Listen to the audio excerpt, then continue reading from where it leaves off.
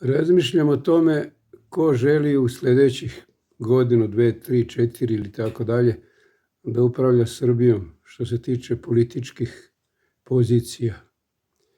I sve te partije imaju naslove svojih programa, a programi su im prazni, mislim nemaju nikakvih ideja i nikakvih rješenja i svi nude rješavanje nekih svakodnevnih ili tekućih problema.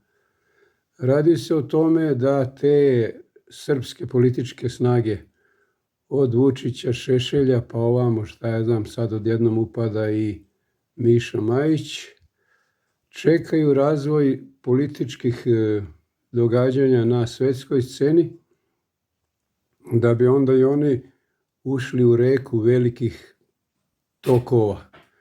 A svoje ideje i svoje programe nemaju, jer ko ima filozofiju i ima ideju i ima onda program funkcionalan, on počne da deluje u svojoj kući, u svom domu, u svom narodu, državi.